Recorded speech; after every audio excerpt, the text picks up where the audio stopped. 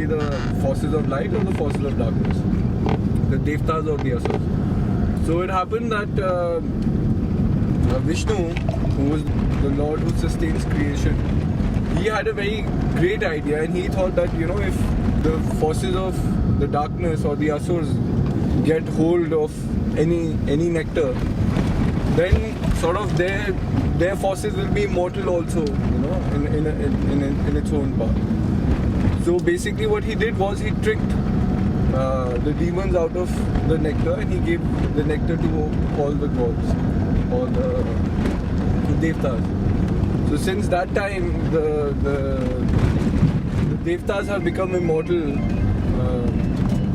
But the 4 drops that actually fell were in 4 places, which is Haridwar, Ujjain, Nasik and Allahabad. Now when we talk about the 4 drops being fall, you know, that fell onto the earth, why only 4? The 4 drops falling on the earth is the 4 kriyas that the true masters will teach you. When you become an aspirant, when you become a seeker, you go through many journeys in your life. Finally, you will attain a spiritual master through your devotion and through your quest in finding the truth. And when you come across a true master, he will enlighten you through the proper means of reaching that true state or reaching enlightenment. And the process of reaching that enlightenment is bound down by 4 basic principles, or 4 basic kriyas, which were given to you also when you received knowledge. So those 4 kriyas are eternal kriyas which have existed in one form or the other with the true masters, and when they pass it on to an individual who is ignorant, individual who is trapped, then practicing those kriyas generates what we call a spiritual force or ojas in the individual, and it is that ojas which is called the spiritual fire which cleanses the individual from inside. But see, what happens is that there are many types of kumbhs, you know. The Mahakumbh is the most significant kumbh because it comes after a very long duration. So basically what happens is that, you know, the Mahakumbh will come after 3 years in every place, you know. So after 3 years there will be a Mahakumbh in Nasik, and then after 3 years after that there will be another Mahakumbh in Ujjain, after 3 years there will be in Allahabad, and after 3 years there will be in Haridwar. So coming back to Haridwar, it completes a cycle of 12 years. The ancient sort of a gathering of saints and ascetics, and there is no time bound to actually when the Kumbh actually started, because the story is from eons and eons ago, you know. So no one really knows what happened in the age of truth. No one actually knows what was the first year where the Kumbh was celebrated. It just has been this ancient gathering which keeps on growing every year. What's going We're in Premnagar Ashram, and everyone's coming today for the Kumbh Mela and the Vaisakhi program. What will happen?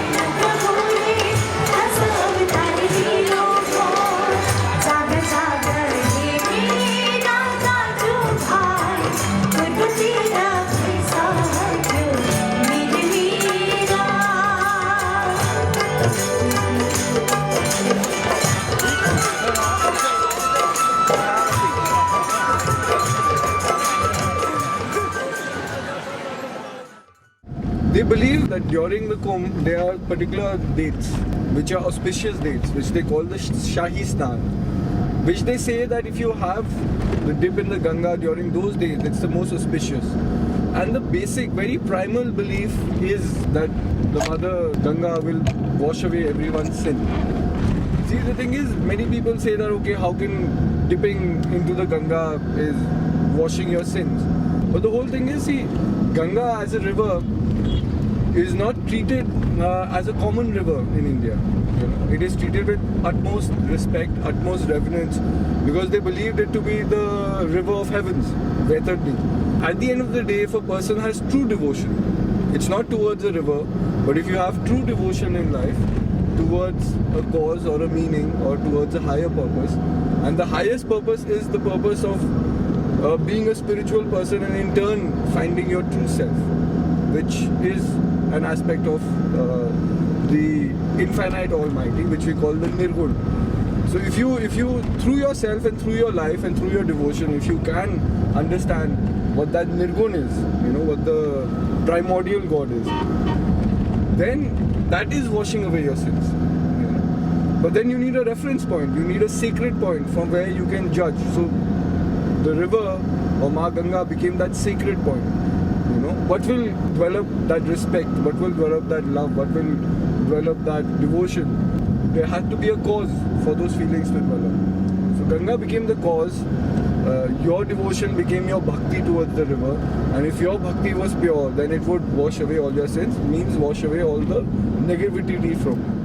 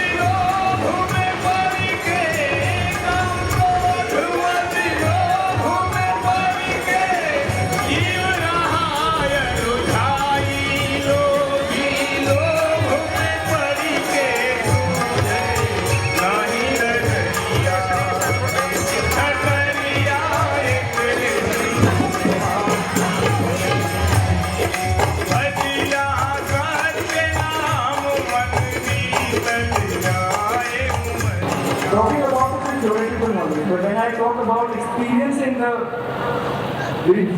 unified force in all diversity, that is God, that is spirituality. In all these experiences is the I. Is the first thing that you identify yourself with. Not the waking state, not the dreaming state, not the deep sleep state. The moment you say I, that is your true self. Now ponder on what ability makes you say that. Think about it. Ponder, meditate on it, and you will get to know the truth. Only if you meditate. Seek and you shall find. Knock and the door shall be opened. So that I is true consciousness. It's pure. But how do we tame that consciousness? By a set of conditioning which is not real to begin with. I am the waker. If you exist, if you say I, that means I exist. As I'm saying it. Then who is the waker? If you say I am the dreamer, I exist. But then who is the dreamer? If you say I am the deep sleeper, I is you. But then who is the deep sleeper? So we condition ourselves into this world by many rituals. And what conditions this is the mind. So that is where we have to make the conscious change. Is within ourselves. Is to understand who we are to begin with.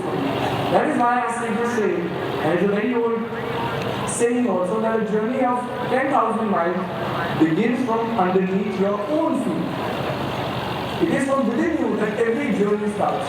And within you, every journey ends. So you have to look in the right place.